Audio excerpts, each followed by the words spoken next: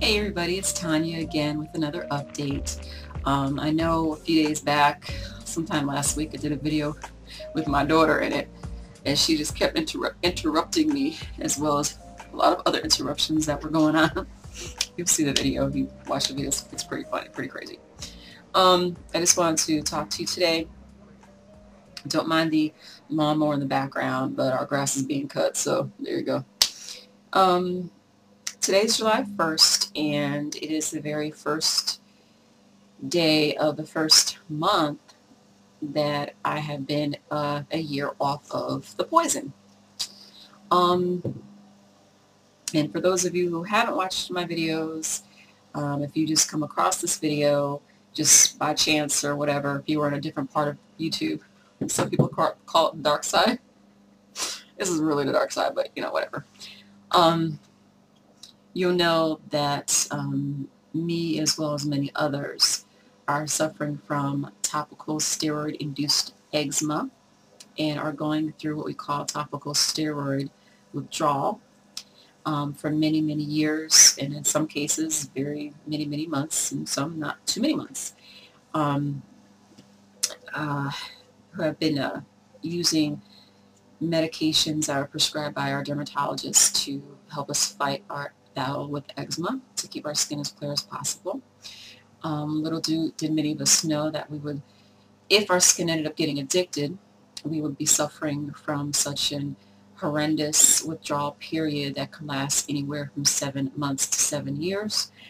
My case, I used those medications, the ointments, creams, and got injections over a course of, well, cumulative usage, about 22 years, I would say, on and off. It wasn't all, every single day for all that time period, of course, just on and off when needed. And then back in 2013 is when my skin ended up getting addicted to the medications, and they stopped working for me. And I thought that, something was going on, something was wrong inside, something else was happening with me. And I tried all different kinds of things, other types of treatments, even cleansing, getting rid of parasites. I tried a lot of different things that I haven't mentioned on any of my other videos, so I just wanted to mention on this video I did try a lot of different things before I just went back to the medications again for the last time. And it's just every time I use the medications, not even a week later after the dosage, following what my doctor told me to do, following directions, not overusing or anything like that, but just maybe a week later after, for a particular 2-week dosage, for instance, my skin would start getting really crummy again. And I didn't understand that because it never happened before, and it just kept on and on and on. And I even went to a website where it was a Chinese herbalist who had been treating patients for many years, so they say. And so they wanted me to buy all kinds of stuff, the big old pills, bottles, and all this stuff that never worked either, by the way. And so finally, I'm like, the medicine's not working, nothing else is working. I'm not using the medication I've been prescribed anymore. And so I stopped. And not long after that, I started my withdrawal. And it was just like, okay, what is going on? What is happening to me? And I went online, and I went to the google.com website, and I just put in some information. I think it was something to the effect of, non-curable eczema, or eczema you cannot heal from, or something to that effect.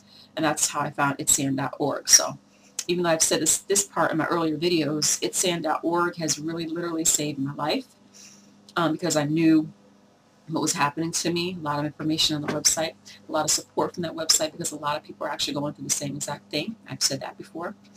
If you have eczema that's not working, the medications for it is not working for you, then I would definitely suggest that you stop. My withdrawal period over the past year, and 14 more days actually will be officially a year, so I'll do an official video that day as well. But the very beginning stages, horrible, spreading eczema in places I've never had it before, and also spreading red skin syndrome that comes along with it. In this case, my skin actually darkened up on me, and they call it red skin syndrome, but since I'm a person of the darker persuasion, you know, they say African American or black or woman of color. I prefer woman of color because I'm human, you know, I'm a woman of color.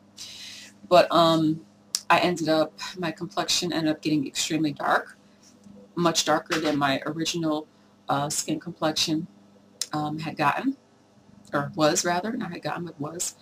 As you can see in this video, you know, my skin complexion is actually going back, or my skin color and complexion, it's going back to its original shade in certain areas. So like you can see my nose, all in here, it's going back to my original color. It's trying here, my arm, as you can see, the lighter skin color here, that's actually my original skin color, so it is going back certain areas. As of right now, being almost a year into it, I can't say, I'm definitely not worse, I'm definitely getting better, but it's just the flares are really breaking me down. Like I'm sick of it. I'm sick of the flares. The flares consist of intense itching, burning, shedding of skin, flaking. Sleepless nights have been pretty much throughout. I was getting some good rest for a little while. The chills had gone away for a little while. The chills are actually back now. The chills came back about 2 weeks ago, after I wasn't getting any chills for quite a long time. I didn't really tally up how long, but it was more than a month where I didn't get any chills at all. Now they're back in full force. But I've noticed that the intensity of my symptoms increases during the evening. Like when I go to lay down, I'm getting chills, I'm itching, I'm burning, I'm flaking more than I would if I'm up, you know, maybe walking around doing some kind of activity. Now, I've been on disability leave from my job since, what was the beginning of June, and I don't go back to work until September. Now, I'm not going to say that I'm going to be completely 100% cured by September. If I could push a button that says cured on it right before I went back to work, I would do that. I would have already pressed the button as soon as I finished using that poison. So basically, you know, it is what it is.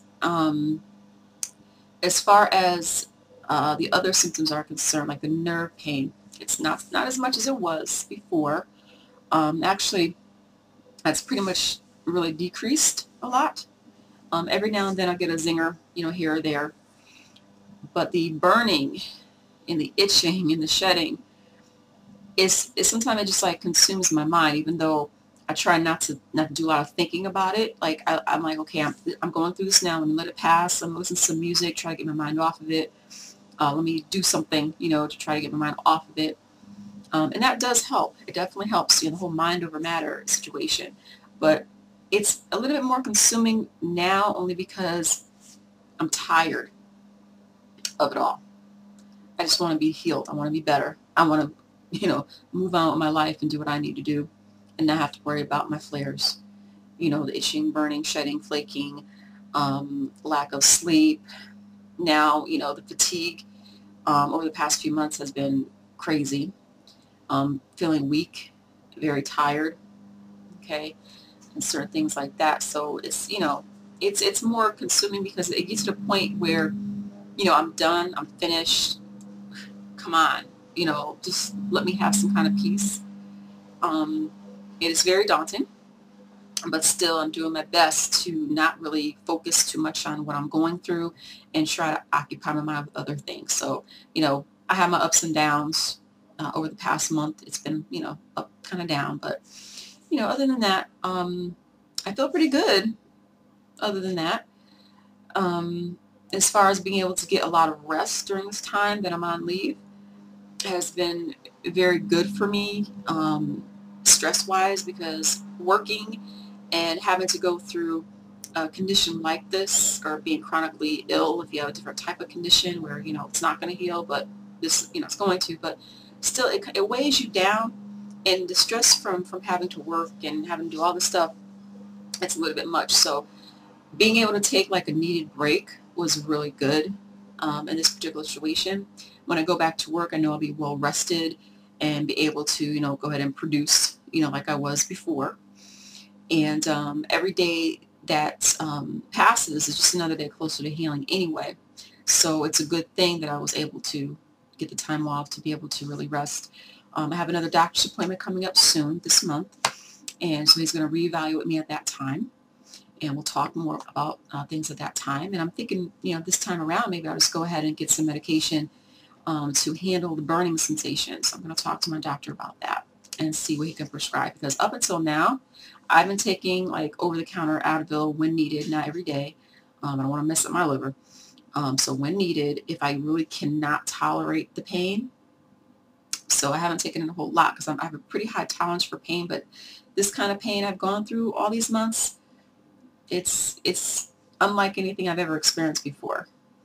You know, especially when it's like body, your whole body, and it's their skin. It's just really weird the way everything you know, works as far as the healing process is concerned. So I really wanted just to kind of get this out to you for now. I'll save the rest for later because, again, I want to do a video on July the 15th. Also, too, for all of you sufferers out there, hang in there. It gets better. You're going to get better. Do the best you can to make yourself as comfortable as humanly possible.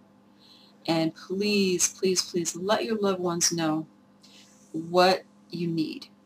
They know what you're going through. Let them know what you need.